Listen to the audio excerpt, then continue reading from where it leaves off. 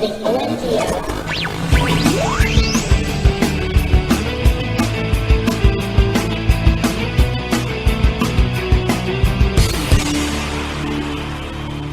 Welcome, everybody, to episode number 255, recording on June 10th, 2017, and I am your host, Sean Evans, otherwise known as Zion Tane. I'm Jeff. Morning. Morning, everybody. Good morning, Jeff. Good morning, Jeffrey. I am Tycko, Mr. Second Place. Hello, blind Tycko. Hello. Yes, I'm not seeing things very well today, so... Well, that's why you should, every now and again, you should actually sleep. It's not sleep. I got at least a solid 6 hours. And eat your carrots. Yes. That's what Grandma always used to say. That's what I was always told. Carrots, good for your eyes. Listen, I have had nothing but carrots for the entire week. I don't believe you. Okay, well, carrots and other stuff, but I've had some carrots. I have had carrots. Well, I mean, it's Tycko. Tycko likes, junk food. No, I'm not allowed junk food anymore. No more junk food. I've had no junk food in 2 weeks. I'm kind of cranky about it, so. Uh-oh. I miss junk food. Marry a nutritionist. That's my, if you really want to get off the junk food, marry a nutritionist. Well, I'd be off the junk food anyways because I couldn't afford it anymore if I had to get rid of the one I got now. Oh, wow. So, if you're cranky because of no junk food, how have you been taking that out on people? Have you been trying to get out there and murder people? Well, probably. I mean, I don't know. I go into blind rages. Oh my goodness, he totally missed the segue, Sean. He really did. No, I saw where you were going, and I chose to ignore your crappy pun. Yes, I went and I finally got to play some Friday the 13th. And how did it turn out now that you finally actually played? I'm going to guess you actually played as Jason. I did play as Jason. It was actually a lot of fun. I figure since called them out last week on their game not working at launch, it took them a week and a half for the matchmaking on Xbox to finally work, and finally got into a game. It was a lot of fun. There's no tutorial. They don't really tell you what you're supposed to do. They don't really give you an idea of what the buttons are. So there's you're supposed to kill people. Yeah, so you have to go and read the tutorial stuff separately. Oh, I hate games like that. Like, when you first hop into a game, there should be a little screen prompt. It's like, hey, if you want to murder this guy, press X. But it jumps you into a game, and, like, you see there's little buttons that you can use to do certain things, and you just press them. And I killed 5 out of 7 campers. So well, that's good. So the object of the campers, are they trying to escape, or are they trying to kill you? So the goal of the campers is to escape. So there's a few, or to wait for the cops to arrive. So there's a few different ways they can get the phones working and contact the cops. They can escape via boat or escape via car, and they have to find the components to make either of those things work, like the keys and gas and all of that stuff. There is a way to kill Jason. One of the campers has to die and then get respawned as Tommy Jarvis, who is the hero of the first some of the first Friday the 13th movies, and he can kill Jason. So obviously as Jason, the objective is just to kill all 7 campers. Right. And what kind of abilities are you given to even find them? Like, because you just brought up the map on the video, and from the look of it, it looks like a pretty big map. So what stops them from just finding a place and just staying there because you don't know where they are? Yeah. So there's a couple of things you get. You get a, I guess a Jason sense, sort of like a hunter sense. So you can you can press a button. Now there's a cooldown to it. So you press a button and the camper will glow red, so you'll know where they are. So how far is that, though? How far away does that go? It's within your physical view on the screen. Okay. So if they are if they're on the screen, you will see where they are. If they make noise by moving and stuff like that, you will also see on your screen a little white blip, sort of, that indicates sound was made in that area. Okay. And you can go in that area as well.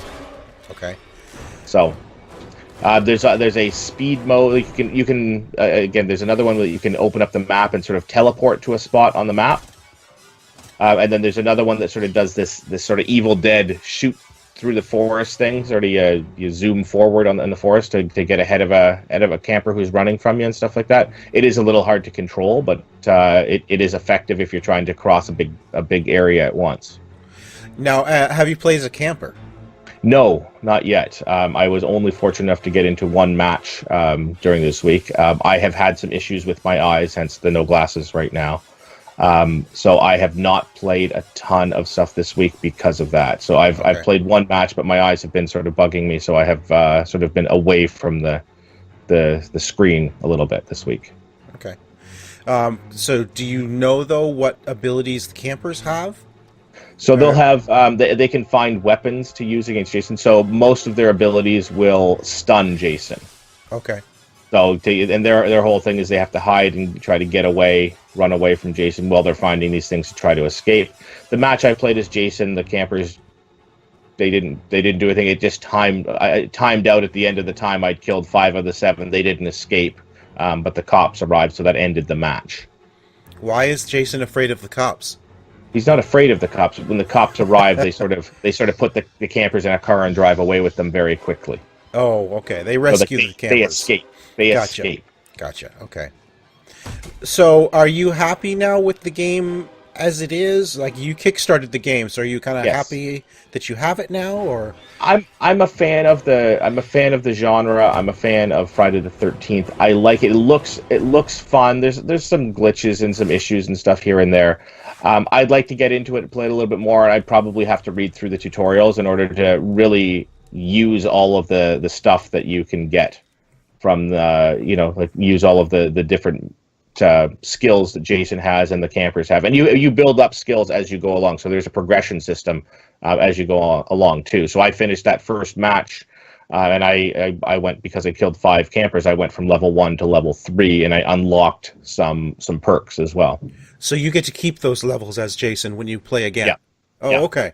Yeah. So I am now a level 3 Jason, and I have a certain. I unlocked a specific kill type. So he starts with just like the regular kill types, but then you get the fancy animation kill types and new weapons and stuff like that he can access. So I'm assuming that means that when you go into a game, it's going to try to matchmake you with similar level survivors then. At this point, I'm just glad if it matchmakes me with anybody, because their matchmaking process has not been fantastic. So I believe that is their intention. I don't know if they're quite at that point yet. All right, fair enough.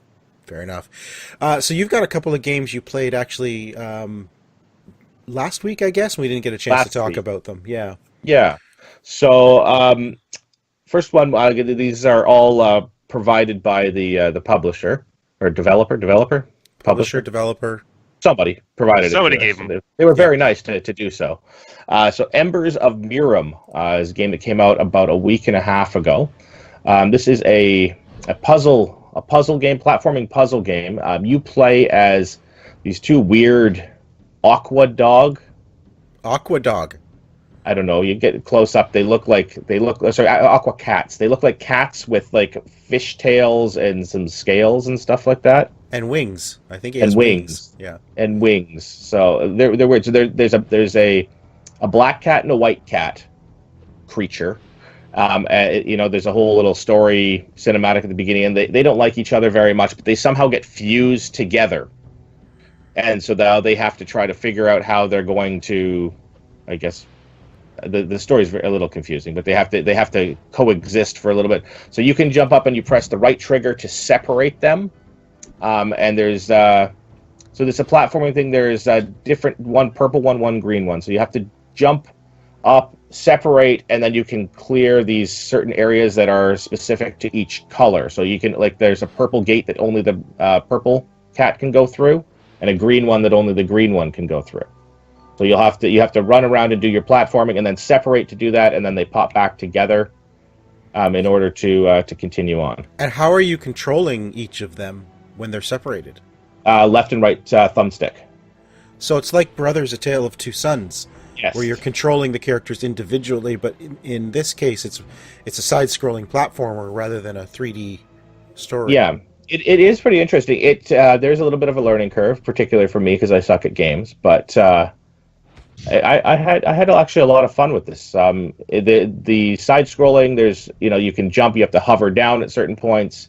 You have to jump, separate, go through a zone, come back together, and then do the same thing all over again. It's a very interesting take on the platformer. So these gates, like a purple gate, the green one cannot actually physically pass through. Okay. Correct. Okay. Now, what's interesting to me is Embers of Mirrim as a side-scrolling. Typically these days, a lot of the side-scrollers these days have been that very artsy, black background color, foreground, or reverse, yes. right? Or 3-bit or 9-bit or something like that. Yeah. Exactly. Whereas this seems to be, all the bits and all the colors. Yeah, very not photorealistic, but very pretty stylized background. I mean, I'd say it's almost photorealistic. The rocks and caverns and stuff. It's, it's interesting. Yeah, the background reminds me of the background you used to get when you'd play like Solitaire and stuff like that on Windows 95. Solitaire, okay. You used to get those like pretty background things while you played cards and stuff like that. It's a very pretty background to it. Rocks and trees and rivers and stuff like that. It's interesting view there. Yes, the background. It's like Solitaire. It's like the prettiness that you would get in the fancy Solitaire. Embers of Mirrim with Solitaire-like backgrounds. Listen, people will know what I'm talking about. That's the OMG Hour back of the box quote for this game right there. There you go, right there. Throw that on there. Sell 1 million copies. Excellent. So, is this a game worth picking up if you like platformers? If you enjoy platformers, if you enjoyed stuff like Brothers, it is a very fun game. There's some difficulty level as you get later on into the game. I enjoyed it quite a bit playing through this, and there's some challenge to it. While still being a fun game. What kind of price tag are we looking at on this thing? I believe it's in the 14. It's 22 on Steam. 22 on Steam. So okay, so it's in that range anyway. Yeah. Yep. 14 to $20. All right. Anything else? I played more games. This was before I went blind, so let's get them all out of the way while I, actually had some games that I played. Tokyo 42 came out on the Xbox a week and a half ago as well. So this is a isometric assassin game. So you play a character who has been wrongfully accused of a murder. So there's people who are after you. So you have to for some reason join an assassin's guild and kill a whole bunch of people to get your reputation with the assassins back up. Well, that's what you do. That's what you do, right? That's how it works. That's how it works. Makes sense. Yeah. So you have to kill a bunch of people to get your reputation with the Assassins Guild up in order to get the assassins to give you information as to why you've been framed for something. Because if I was framed for murder, I mean, the first people I would go to would be the Assassins Guild. Yeah. Yeah. Yeah, I mean, and just make sure more people die. As long as you're already being accused of it, might as well go nuts. Yeah, you join up, you kill people. So it's a very interesting, stylized Tokyo. It's completely open world. So you can. Let me just summarize once more. You are accused of murder. Yes. And in order to prove your innocence, you murder people. Yes. Excellent. Okay, good. Thanks. Okay, good. So you're like infiltrating the Assassins Guild by killing a whole bunch of random people to prove that you're not a murderer. Yeah. Okay. Excellent. Good stuff. All right. Now, fun tidbit about this game: you have a handler or a friend who's helping you through this, who says you better join the Assassins Guild to figure things out. The guy who helps you out, his name is Tycko. Nice. Are you serious? I swear to God, is the guy in the game who helps you out, your friend who's giving you advice throughout. So true story. His name is Tycko. True story. It is true story. I would not make something like that up. This is based on real life, then. Yeah, I convinced somebody that he had to join a guild and kill a whole bunch of people. It was hilarious. So how do you play this game? It's isometric. It's like it's a top-down isometric. That's sort of an oxymoron, but everything's like these 3D models in space almost. Like you're at the top. You're top of buildings. Is that where you are? You're climbing up buildings and staircases and stuff like that. There's some platforming elements to get up some of the some of the areas. So you run around. Left stick controls where you're aiming, and then you pull the right trigger to shoot. So you can run around and shoot people once you get a gun. You can. There's a bunch of different ways that you can kill people. You can sabotage machines. You can shoot people. You get a sniper rifle at a certain point. Toss grenades. There's actually one where you go and you antagonize some thugs. I believe they call them thugs in this thing. One gang of thugs, you antagonize them, and they chase you, and you draw them to an area where there's another gang of thugs, and they murder each other. Oh. And you get credit for that and earn some credits. See, that's Tycko right there. Oh, look at that. There's Tycko. Yeah. Or Tycko. No, that's Tycko. It's just that's a different spelling. Okay.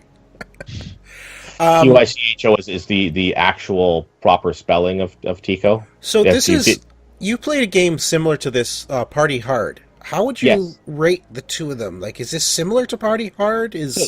This is more open world and less. Party Hard is more of a stealth game in regards to that. So Party Hard, this isn't stealth then. You don't want to get caught, but there's not. It doesn't feel like there's the stealth elements as much. Okay. Whereas Party Hard, the whole idea is to get through the entire map. If you kill somebody in this game here, you can just sort of kill the aggressors. Like as you see on screen right now, I've hit some aggressors here. You just murder them, and then you're done with the aggressors, and you just move on to the next part of the game. Okay. Whereas in Party Hard, if you trigger an alarm or something like that, if somebody finds a body or sees you stabbing somebody, it makes the game very, very difficult to complete, because it's the whole idea is to kill everybody in the room in Party Hard without notifying anybody. Is that a banana head dude running away from you? I just shot a whole bunch of people. And this is a Japanese game, so clearly there's banana head people. Well, that's what it looked like for those of you just looking. Yeah, go back and look there's a guy running down to the right there. He looked like he had a banana head. Yeah, I've seen guys dressed up as pandas and stuff as well. Oh, good. Okay. Yeah. It's an interesting type of game. It is fun. The art style is great. And I think it's around the same price point. All right. It's $22 on Steam. I don't know what it is on Xbox. It's $19.99 on Xbox in Canada. Yeah. Yeah. So $15 to $20 depending on what country you're in. So and then this week I did manage to play a little bit this week before my eyes got messed up. So I played a game called Victor Vran. Yes, the Overkill Edition. The Overkill Edition of Victor Vran. I've only played the regular game so far. The Overkill Edition includes 2 extra worlds for Victor to run around in. So the Overkill Edition includes, in addition to the regular game, includes the Fractured Worlds expansion and the Motorhead expansion. Right. So I've just been playing the regular game. It is I don't want to say Diablo clone. Diablo. I don't want to say Diablo clone because, but that's what it is. It is a Diablo clone. It looks like Diablo clone. It is definitely a Diablo clone. Yeah. So you can jump. You do have the ability to easily switch back and forth. So you get to collect a bunch of weapons. Really good weapons to find. And they do feel different. Like there's different types of swords. Like the rapier is like a jabby weapon, and then your sword is a slashing weapon. Hammer will obviously, smashing weapon as a side that you can do, and you get shotguns and stuff like that as well for ranged attacks. Now I believe the Overkill Edition. Sorry, my eyes are really watering today, but my understanding is that when you're playing like the Motorhead expansion, your weapons are music based, so like guitars. Correct. Yeah, so it's all based off of the band Motorhead, and they had big involvement from Lemmy before he passed away. So all of your weapons are like electric guitars and amps and stuff like that in order to do all of your damage and stuff like that. Yeah. So it was pretty cool. We did play this at PAX East. Yes. This is a bit of a follow up to what we played there, and we played the Motorhead expansion at PAX. So he was like doing guitar solos, then all the guys or the demons would start dancing, and it was just, they really do a lot with the music based part of that one. Yeah, so the different worlds, and it's quite neat that they take this. This is really based in the fantasy world, the RPG fantasy world, dealing with vampires and your regular stuff that you'd expect to see in a Diablo type of game. But then you take the Motorhead, and I think it's set in a sort of post-apocalyptic city, and like you're going through bars and stuff like that in the Motorhead edition. So it's a really neat take on it.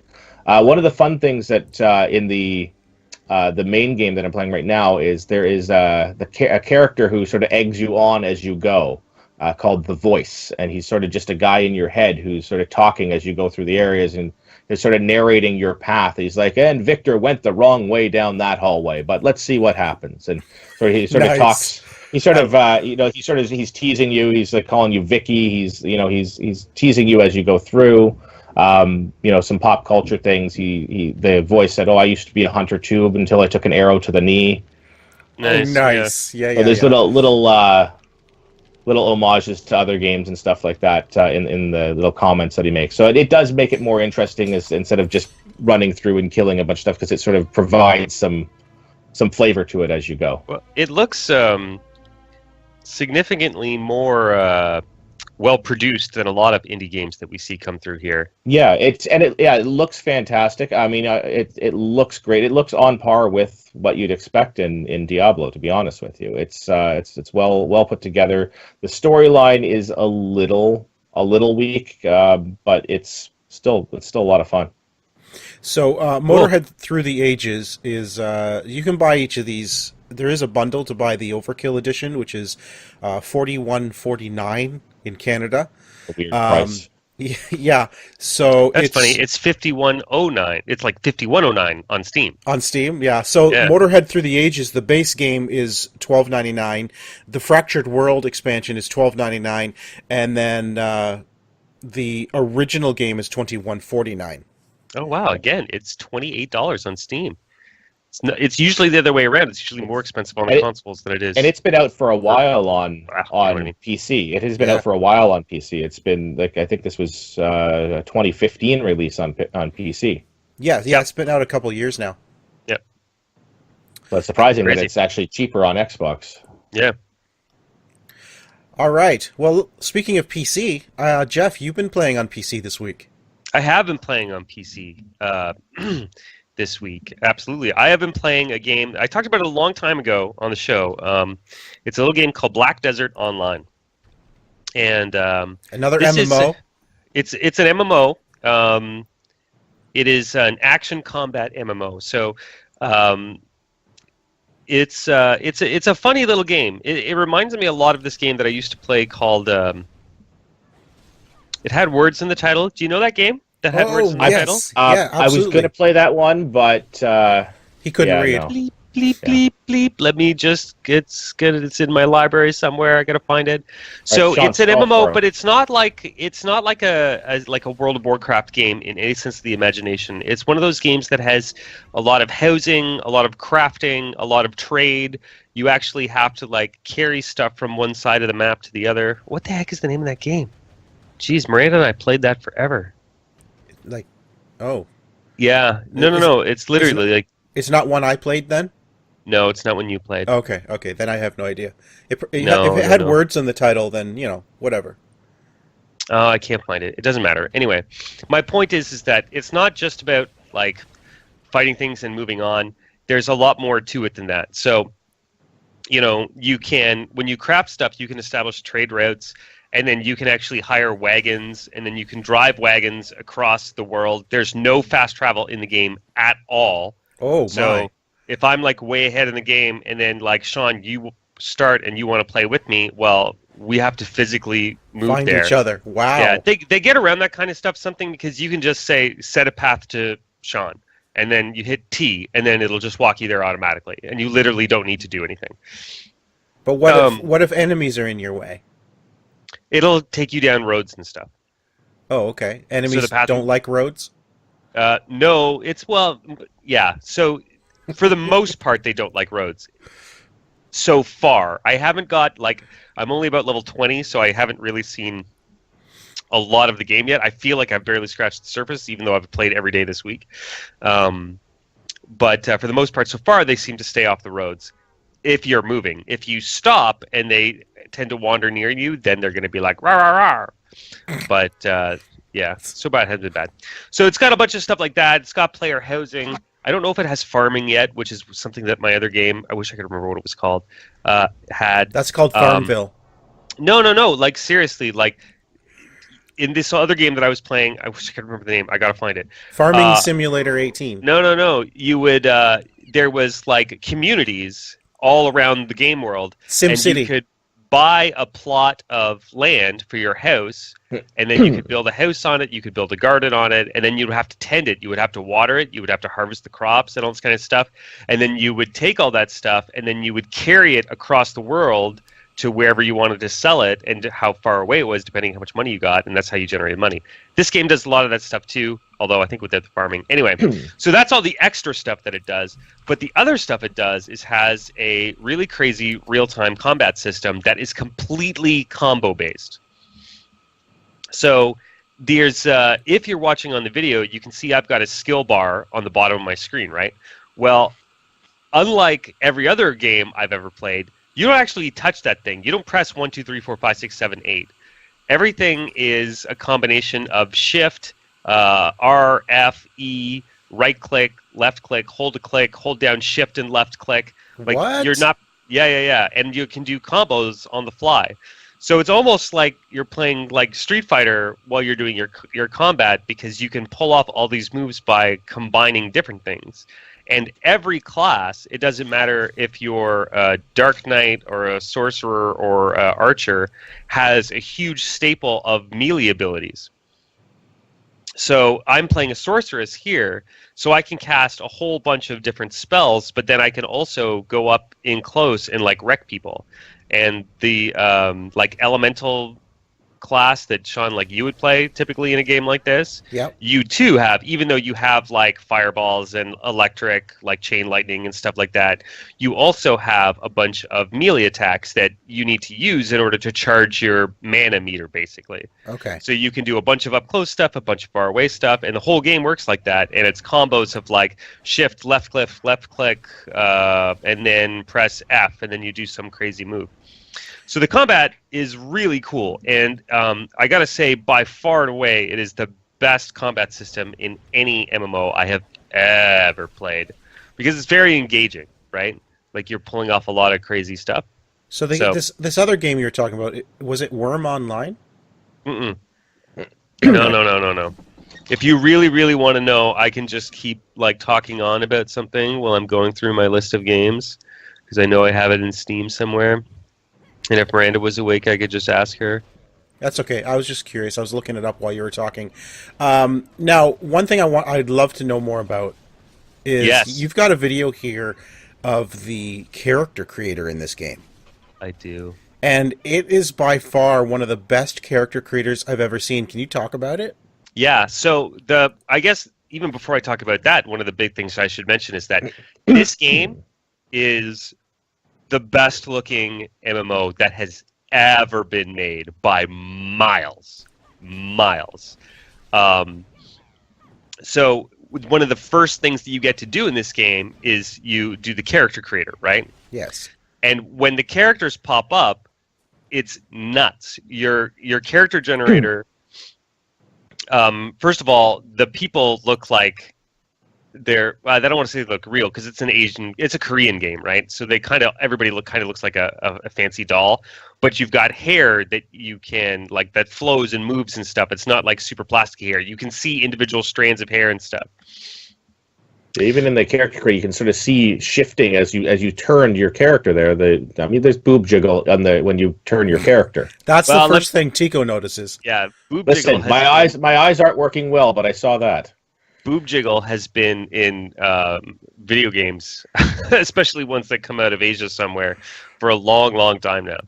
But the need to put it into the character creator is yeah. Oh yeah. No, absolutely. So anyway, when you're doing the person's hair here, which is what's on the screen right now, you can control the color of each individual area of the hair. So your roots, the majority of your hair, and then the tips. So you can have like I had on my sorceress actually, I've got like a blue to black to like bright purple, crazy like punk hair on there. But it also lets you set up for more realistic characters like what's on the screen right now. Set up like actual highlights and all that kind of stuff to bring it Not make only the hair that, pop a little more. you were able to actually set the length. Like you can choose a style, Right. and then set the length of different layers of the hair. Right. There's also 3 zones of the hair, like the bangs, the back, and then the majority of the hair. And you can define individual lengths for all those individual sections. So even if you like click on a hairstyle and like, oh, this is a long hairstyle. Well, no, it doesn't have to be, because you can shorten it up. You could like shorten up the back and then make the bangs really longer and give it a completely new hairstyle.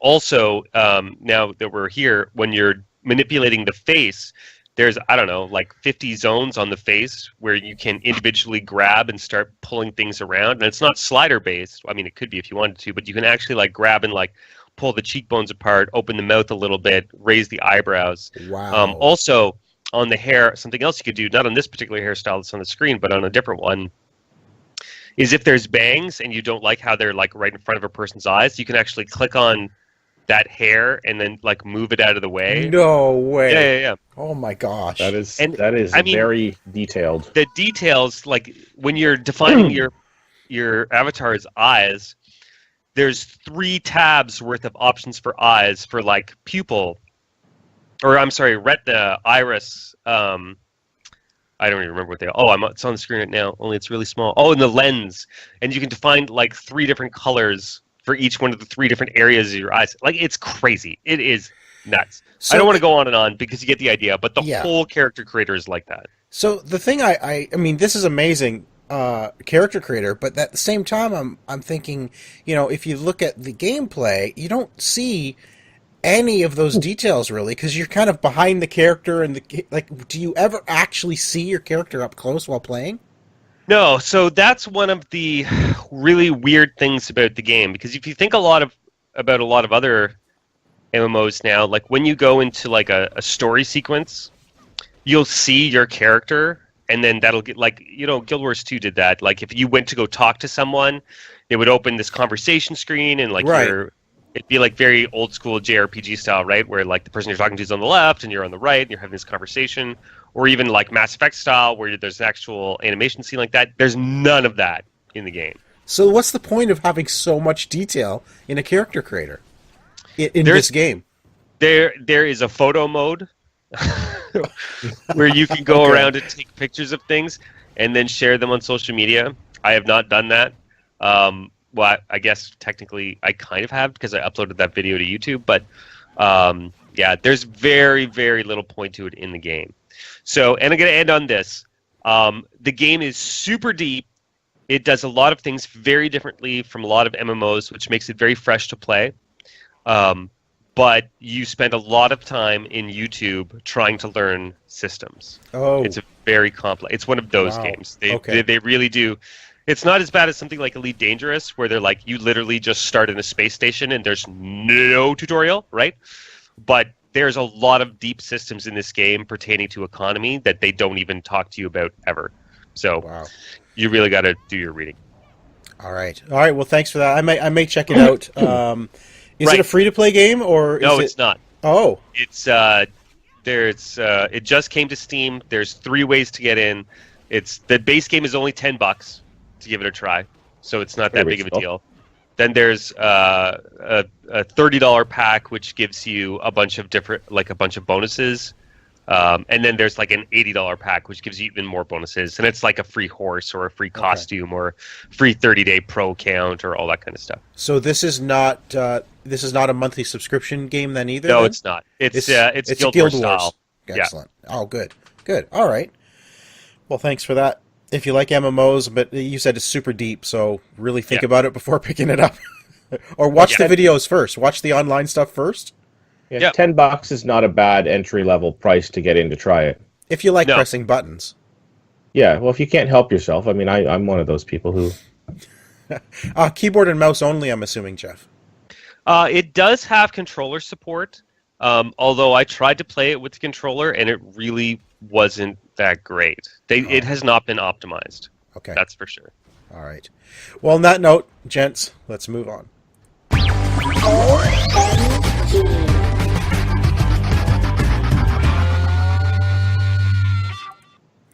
Okay, so before we get into our E3 talk, because of course we're going to talk about the third-party stuff that we're expecting, actually EA is starting today, the day we record. Yeah. They are this afternoon. But first of all, a couple of news articles I saw that I thought was interesting. There's some numbers. We all like numbers on this show. Love numbers. PlayStation 4 owners spend about 50,000 years every week playing games. Think about that for a I moment. assume that's combined, right? That's, every user, the 61 million users, I guess is where they're getting the number from. They spend 26 billion, that's billion with a B, minutes per week gaming, which works out to 49,467.3 years every week playing games. Basically, it comes down to, of the 60 million console owners, that works out to about 7 hours a week. Which, when you get down to the reality of it, is not very much. 7 hours a week. But 7 hours a week over 60 million players, that's a lot of time every week on a console. So, yeah. It's numbers. I thought it was fun. I read that. I'm like, that's kind of cool. I mean, okay, 7 hours a week. I could do that in a day, especially on a Saturday playing Horizon Zero Dawn. Which I understand Jeff's going to be picking up soon. Yeah, well, and I'm excited. There's, because of E3, like, every store is selling things super cheap, right? So, like, yeah, Horizon Zero Dawn, just for the record, is $50 on PlayStation Store, at EB Games, on Amazon, on Best Buy. Best Buy, yeah. I think everywhere. It's just like there's been a generic price drop across the board for this coming week. So, yeah, I'm gonna go pick it up at EB Games today. Actually, after this, right now, go now. And That's all it took. That's it. That's all it takes. For the people on, I don't know what you guys just said, but if you said anything mean, Never. I gotta learn from this game called Jason Hunter or whatever the heck it was called. Anyway, yeah, I gotta go pick it up today. Excellent, awesome. I'm excited to. I was thinking yesterday, Jeff, that I hope my excitement for the game hasn't positioned your expectations too high, so that it actually becomes a letdown. Because you know how sometimes that can happen, right? Yeah, because first of all, we've been doing this a while now. I know that you get really excited about things, so I use that as I always just think about, like, okay, Sean thinks it's great. It's probably like 6 out of 10. Oh, wow. No, I'm kidding. But well, at least I don't play Kitty Powers. Hey, at least you know now that you don't want to play Kitty Powers. It's a very real concern, though, because that's exactly what happened when we talked about The Witcher. The Witcher, not only The Witcher, but also our game of the year that year. Dishonored, right? You were like, oh, I love Dishonored. I was like, man, this game looks amazing. And then I went and played it. I really didn't like it that much, right? So now, if Horizon Zero Dawn is awful, Jeff, it's going to be your fault. All I have to say, bow and arrow, man. Bows and arrows. Yeah. That's I like bows and arrows, but I also like stealth games. And I also like RPGs, and I didn't like The Witcher. Although I knew I didn't like The Witcher going in. I should have. Well, I had to try it. I'm not bitter about The Witcher. And The Witcher was down. It was down to $20 when you picked up The Witcher. Yeah, too, so it was it's not like it was cheap, right? I'll drop $20 on anything. You didn't like the character, and I totally get that. I honestly just think you should have pushed through it and kept playing, because the story's great. I don't know. It's just the combat at first. I had trouble with the combat at first, and I think that was one of your things too, was the combat of the game. But I was also playing it on the Xbox, and I just have a hard time getting invested in games on the Xbox. Yeah, so. I hear you. No, I'm the same way. This generation. I can't get invested with Xbox. I don't know why. Yeah. And speaking of Xbox, this is a follow-up from last week. The articles this week is don't expect Xbox VR mentioned at all at E3 this week. While the Scorpio is set to support VR, they're basically saying we're not doing anything with VR for Xbox right now. Microsoft actually has a stance that VR for console needs to be wireless. So until they get wireless VR, I'm kind of thinking we're not going to see anything on Xbox in regards to VR. Yeah, I don't think this is necessarily bad news. I don't know if anybody was. I don't know. See, we're smarter than the average bear, I like to think. So I wasn't expecting VR. Tycko, were you expecting VR? No, I think that their big focus is going to be on Scorpio and games. That's exactly it. Like, yeah, exactly. They're not going to tout 2 big hardware releases in 1 year. No, that's crazy. They've already said like 100 million times that like they're taking a wait and see approach. They're waiting for the technology to mature, right, before they introduce VR. I don't know. But I think the new thing in that statement was they want wireless VR before they even consider it on the console. That's pretty crazy to me. Yeah. I honestly, I've got my VR here. The wires are literally everywhere right now. Like I've got freaking wires coming out of my butt, but they don't bother me. No. When you're playing, they tuck away when I'm not playing, and when I'm playing, I only got one little tiny wire to worry about. That's right. It has never been a scenario where I've been like, oh, I wish I didn't have this wire. It's not that bad. No, it's not. Like, no. It's crazy when you're hooking it up. It's just wires everywhere. Yeah. But you're right. I mean, mine's sitting over there. The wire's tucked down under the entertainment center when it's sitting on the shelf. And then when you were playing, like you said, it's one wire down the back of you. Yeah. And it doesn't even get in the way. Never. So, it's never been a problem for me. No, I agree. Yeah. And really quick before E3 stuff, Magic the Gathering RPG game announced this week. I was really excited. I didn't hear anything but this. I don't know where you found this news. I was like, oh my gosh, Magic the Gathering RPG! Right? Getting all excited. Then I clicked on it, and it was like, by Cryptic! And I'm like, no! Oh. What? Cryptic? So Cryptic is the guys that made Star Trek Online and Neverwinter Online. Which, neither of which were very good. Not great. Not great. They weren't bad, but like they weren't good. Mm-mm. I liked Star Trek Online a little bit. I played it a lot on PC. The ground combat was appalling. The space combat was great. I really, really enjoyed it. But the ground combat, it was like the worst thing I've ever played. I'm like, really, guys? Why did you build it this way? And then Neverwinter is such a convoluted experience. And it's Dungeons and freaking Dragons. Like, how hard is it? Yeah. And they took the Neverwinter name from Neverwinter Nights, which is one of the greatest RPGs of all time. Yeah. So, yep. I got a few issues with Cryptic. They're going to make it a free-to-play MMO based on Magic the Gathering. They do say they're going to try and make an action combat mechanic, which would be a first for them. So other than just having the major Planeswalkers characters in this, how do you make a story out of Magic the Gathering? Like, Magic the Gathering has novels, bro. Oh, I know they do. I know. There's story. Yeah. Yeah, I know. I have no idea what it is, but I know that they've capitalized on it. There's a lot of story behind Magic the Gathering. I just don't know how that fits into the game, is what I was saying. Into the card game. Well, they've got story in the Puzzle Quest game. They've got story in the Xbox card game that you can get. There's story attached to those. Yeah.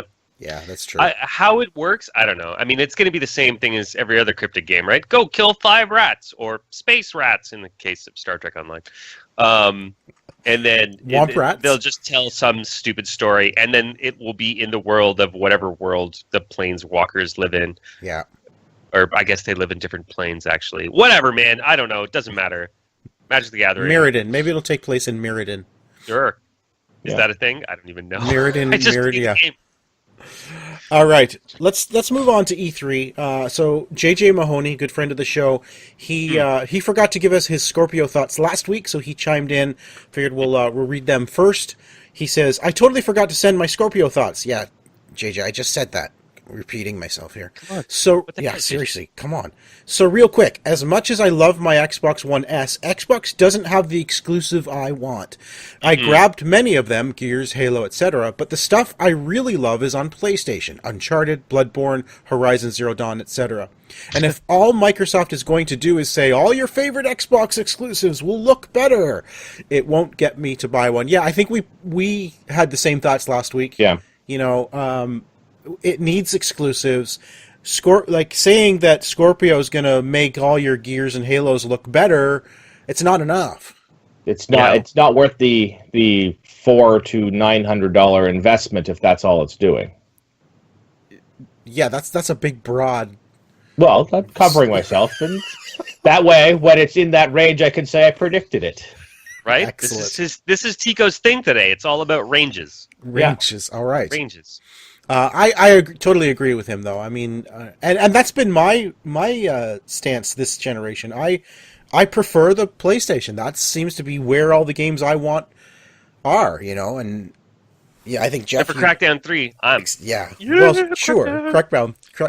Crackdown 3, designed for Scorpio. You must have a Scorpio to play. Then what?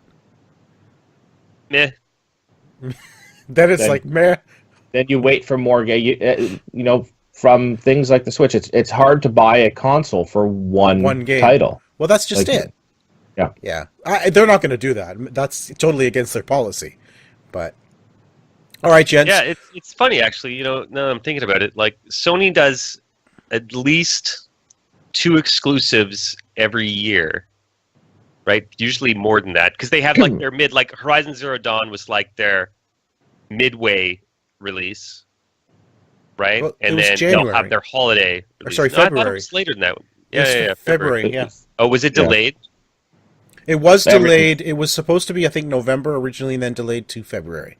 Yeah. Okay, I'm getting confused then. Okay, whatever. Can I say one thing before you start? Yes.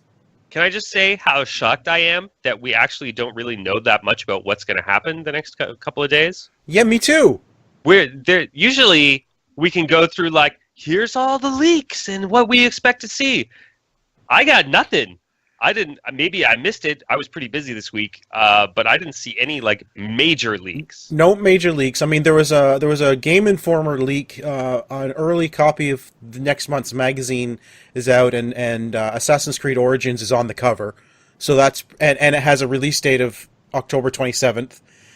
With the shocking. With the Egyptian setting, and it says the origin of the Brotherhood. So it's just confirming what we already knew about it. You know, and now we have a release date. So that's not going to be a surprise for Ubisoft. On Ubisoft is Sunday, tomorrow. I think it's tomorrow at 5 p.m. is Ubisoft, and then 9 p.m. is Sony. So yeah. No, Ubisoft has got to be Monday, man. Monday. This is Monday Saturday. At 4. Oh, Microsoft is tomorrow. Microsoft is 5 o'clock tomorrow. Yeah. You know, I was thinking this last week. I was going through the schedule and like, wow, everything feels so stretched out this time. With EA being this afternoon, there's only one, and then tomorrow, we've got 2 things tomorrow. Microsoft and Bethesda. Microsoft, but then Bethesda's not till like midnight our time. 10. No, midnight. No, 10. They pushed it back, I think. They pushed it to midnight, Jeff. No, they didn't. Yes. Bethesda. Do they know that people live on this coast, the best coast, the East Coast? They are going on at 9 p.m. Pacific now. Midnight. Oh, man. Right? Why would they do that? Those losers. Oh, I can't be up that late. No. And it's probably going to be 2 hours, right? Or an hour and a half at least. No. So it's going to be like, got to watch it first thing Monday morning. You know? And then you've got Monday night, you've got Ubisoft and Sony. And it feels also, like... the PC gaming conference is at 1 o'clock on Monday. Yeah. I've never enjoyed the PC conference. It's always sucked, but I watch it every year because I still love my PC. No, I get it, but I found those ones super boring. It's just they're not. They are boring. They're very low. They're not Yeah. well produced. No. Yeah, they're terrible, but I still watch them. So what are you guys hoping for? I mean, first of all, Aisha Taylor is not going to be hosting Ubisoft this year. I know that you have reverse hard on for Aisha Taylor, but as cringy as some of her jokes were, honestly didn't mind her that much. Even though I don't think she added anything to the. I will not miss her. But you got to remember that before she showed up, it was horrible. Oh, I think they had Jamie Kennedy one year. They had Jamie, and they had that guy from that stupid show that I hate. The show with the words in the title? No, the show where they're all going back to college. Community. And, Chevy Chase was in it. Community. They had the guy from Community one year, and then they also had a bunch of like sleazy execs. Oh man, it was awful. At least she was consistent. She was like 50% good, 50% cringy. You knew where you stood with her. Before, it was awful. She never made fun of gamers, which is what the Community guy did. It was awful. So, and this year they're going back to having all employees do it. So we'll see how it goes. I don't know. Oh, well, we'll see. I will not miss Aisha Taylor at all, honestly. No, I won't miss it. He was there for like 3 years, right? So, what was it? Only 3? I thought she was like 5 years. She had done it. No. It's only been 3, I think. Okay. Yeah. Anyway, the only thing I really want from the excuse me. Oh man, sorry about that. The only thing I really want from Ubisoft is more info on the new Far Cry game. Yes. Well, I want Assassin's Creed as well. Americans, because damn Americans keep trying to ruin my world. I'm kidding, Americans. I love you guys. I don't know why they did this. This is such the weirdest decision ever. But what, to have it in America? Yeah, I want to know more about the co-op because Sean, Far Cry, when we've played Far Cry together, that has been some of like the funnest gaming that we've ever done. I don't know if we've ever said that before, but yeah, it was. Yeah, it was like so much fun playing Far Cry in co-op. It's just that they needed to make a better game around. So that's all I really want from them. I don't know what to expect in terms of surprises. I think we already know the 3 big games that they're toting. Yeah. I just want to know more about Far Cry co-op, and I'm sure I'll have that by the end of the week, so I'm happy. I know. I'm hoping for something on a Splinter Cell. Oh, yeah. That would be a nice surprise. A new Splinter Cell announcement? That would be amazing. That would be a good surprise, yeah. That's another great game in co-op, actually. Yeah. Maybe... Do you think they could do a Wildlands-style Splinter Cell? I don't know. Would that work? I don't think I would want a Wildlands-style Splinter Cell. I like Splinter Cell the way it is. The last few Splinter Cells have been just fine. I do not want an open-world game. You know what? I would actually love if they would stop making open-world games for a little bit and just go back and focus on how they used to make games, because that seems to be all they do. Yeah, I know. That was why I brought that up, because that seems to be where Ubisoft is going, and I honestly wouldn't even be surprised if this is what they tell us the new Assassin's Creed is. Although I don't want to see it go that way, it wouldn't surprise me if they said that. Wait, isn't all Assassin's Creed games open world? No, but like more open world, more go and do what you want kind of thing. Yeah. Whereas Assassin's Creed's always had, story. You can follow the story through. There's been a path. There's been a path. Yeah.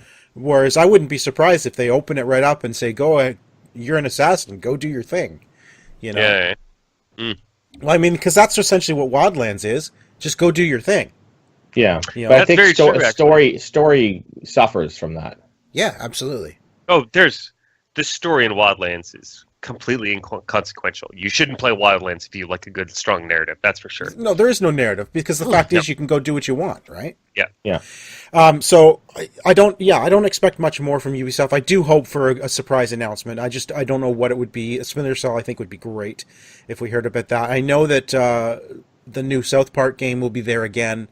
They're going to announce Assassin's Creed, obviously. Yeah, some cringeworthy Just Dance stuff on stage. Yeah, please don't. Ubisoft has always got the highest cringe factor. That's my only prediction I'm making. Of all the conferences, Ubisoft is going to have the highest cringe factor unless Microsoft brings the Kinect back. Oh. Because there was a lot of cringy Kinect demos. Oh, yeah. Yeah. Electronic Arts, of course, that's today. I don't expect much beyond like a couple of Star Wars titles. Well, Need for Speed. Sports, Need for Speed. The impending BioWare Edmonton. New BioWare game. IP? Well, they announced a new game, didn't they? That was like it was kind of superhero-ish. Remember they announced it last year, but it was just like a teaser trailer. I honestly don't remember. I think I was too concerned about Mass Effect last year. Yeah. Anyway, so BioWare Edmonton. Obviously, we're going to get Star Wars Battlefront 2. Yeah. We're probably going to get Battlefront 1 DLC. EA Sports is coming out to show us a bunch of stuff that only Tycko cares about. Yep. Need for Speed. But I mean, EA has a lot of studios. Yes. So I expect to see a lot of things. You know, we're going to see mobile stuff and all that other kind of stuff that they do. But I would also, the big thing I would like to see is BioWare come out on stage and show whatever they're working on, their new IP. Yeah. BioWare Edmonton. Let me get that really, really freaking clear. Yes. Plants vs. Zombies RPG game. No, that's poor old Pop. I'm making random predictions for things now, and we'll see. No, BioWare is apparently working on some sort of a game in the vein of like a Destiny. A multiplayer. Right. Yes. You know, so I'm curious to see what that is. I'm holding judgment. Yeah. You know, BioWare Montreal has now burned me of the BioWare name, but I'm curious to see what it is. Yeah, no, I'm excited for that too. I mean, they lump it in there with Destiny. I'm like, okay, I'm interested. You know, ears are perked. Let me know more. Mm-hmm. Finally, we got a couple of minutes left, so let's talk about Bethesda. This is their third year they've been doing a show. They've always done good shows, but I wonder, you know, what are you expecting from Bethesda this year? Last year we had, of course, Dishonored 2, Fallout 4. No, Fallout 4 was 2 years ago. Fallout 4 VR they announced last year. Did they actually announce it last year? Yeah, they showed it off on stage, and Fallout Shelter was shown off last year. Yeah, well, Fallout Shelter was... Shelter was the same year that Fallout 4. Because it was available immediately.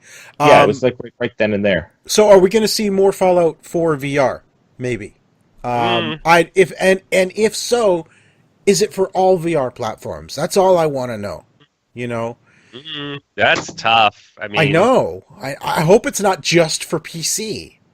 It's an older engine, so maybe we can get it to 120 frames a second on console. Right. But that's a big maybe. Like, yeah. I don't know, man. That's. And secondly, there's a new IP that's been kind of leaked. Something called Starfield, which is a new space. I don't know what it is. It's a space-based... Space. Jeff. There we Jeff go. likes space. Just put that on the back of the box. I don't know if it's an RPG. I don't know if it's an action combat. I don't know what it is, but it's called Starfield, and it's kind of leaked. There's a few leaks out there, a few theories of what it is. There's, names have been registered, that sort of thing, right? So there's a lot of speculation about what is Starfield. So I'm kind of hoping we hear more about what this new IP is from Bethesda, because didn't you, Jeff, say that they had a couple of new IPs before we even hear about the new Elder Scrolls? Yes. So that could be one of them. I think they said there was 2 games that they were going to release before before the Elder Scrolls 6, which is the worst, but it will give them time to build a new engine that doesn't suck, hopefully. So, do you think that means we won't even hear about Elder Scrolls 6? Well, man, look at Bethesda. They now really do believe in, oh my gosh, brand new game, and it's coming out in 2 months. That's true. Why am I talking like that this freaking episode? Oh my gosh. It's because I watched this comedian on Netflix. He's really funny. He's from The Daily Show. Anyway. And he was talking like that. So, I that's Bethesda's way now. They're not going to announce it and then release the game 2 years later. They're going to announce it and then say it's coming in a couple months, right? Yeah, that's true. That's true. So, no. They don't need a big lead-up time. It's freaking Elder Scrolls. It was like the best-selling RPG. What about going back to EA? What about a new Dragon Age? Oh yes, they'll show that. They'll show that. Yeah, I don't know if it's too soon though. I think they'll show at least a teaser trailer of it. They'll show. Who's making it? BioWare Montreal just came off of Mass Effect. BioWare Edmonton is working on their new IP, and then BioWare Texas or wherever is still pumping out content for Knights of the Old Republic. Although they were going to have their own game that got canceled a couple years ago, I think. So maybe they do have capacity to do their own thing. But would they do Dragon Age? They'll show at least a teaser trailer of it. Well, I'm gonna. Yeah. The only reason I mention it is because there's an article that I'm just going to mention it. We're not going to really talk about it, but there's a great article that was on Kotaku this week called "The Story Behind Mass Effect Andromeda's Troubled 5-Year Development." It's a really, really great read. If you really want to know kind of what went wrong with Andromeda in the last 5 years before they released it. Essentially, Andromeda was built in the last year and a half. The first 2.5 years of that game was all working with tech, trying to make things work that didn't end up working, and then they had to rush to get things done. But one of the comments in there said something about pulling developers from that project for the next Dragon Age game. Oh, that's right. I forgot about that. So I'm wondering I don't know if we'll hear anything about it this year, but I do know it's happening, which made me very excited. So, before we end, JJ Mahoney, you know what? I'm not going to read the whole thing. Sorry, JJ, but I'm just trying to sum it up here. JJ is very much into the Switch. He would love to hear more about what's coming for Switch, obviously from Nintendo. He would like to see more Switch ports of PS4, Xbox One games onto the Switch. Like things like Resident Evil 7, for example. Or even a collection of an existing series from last gen, like Mass Effect. So he'd love to hear more about what's coming for the Switch. He also wants to know what's up from Software, the developers of Dark Souls and Bloodborne, because those are his favorite kinds of games. He's hoping for a Bloodborne 2 announcement. And, so he'd also love to see a remaster of a Dark Souls game for the Switch. Oh, wow. He's really loving the Switch, eh? He loves the Switch. The Switch. Other than that, he wants to see more trailers for God of War, Days Gone, and he still holds out hope for Mass Effect Andromeda DLC. Despite the issues, he says that game was awesome, but they've already said there's nothing happening with Andromeda. It's done. It's dead in the water, essentially. I don't think they're doing any DLC for it. They're working on... I guess we'll find out, because if there is, it's coming this afternoon. It's coming in like... If 6 hours. So. Yeah, but I believe they said they're not doing DLC. They're working on bug fixes, and essentially they're going to put the game to bed, and that's it. It's on the shelf for the time being, which is too bad. Which is strange. I know. EA game that didn't even ship with a season pass. Right? I don't even remember the last time that happened. Well, you have to know that they knew there was problems with that game. Yeah. Even long before it released, the fact that they didn't even decide on a season pass and then, just not follow through with it and refund everyone's money. Yeah. So they knew going out of the gate that there wasn't going to be DLC. Yeah. So, all right. That is it, gents. So, I think by the time you hear from us again, E3 will be done and we'll have all our thoughts on the entire show. Yeah. So send us your thoughts. Yes. Is what you should do, listeners. You should send us what you think of E3, because we're not going to be back for like a week. Although we should try to come back earlier. We might come back earlier. But we... Possibly. We'll see. Okay. I'm Jeff. You can follow me on Twitter at Sinix, SINNIX. And I am Zion Tane, that is XIANTAYNE. And of course, if you want to click on the links of the stuff we discussed today, including the worth reading story about Mass Effect. Go to omgnexus.com where our show notes are. And if you do want to send us feedback of what your thoughts of E3 are, you can send that to theomghour@gmail.com. And I am Mr. Second Place. You can follow me on Twitter at Mr. Second Place. You can follow the show on Twitter at the OMG Hour. Like, subscribe, share us with everybody you know. Everyone. Everybody. Everybody. You guys don't watch Homestar Runner, I guess, eh? Anyway. No.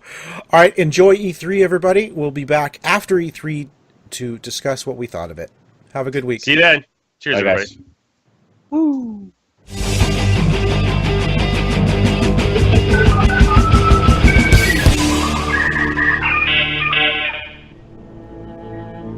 This has been an OMGNexus.com production.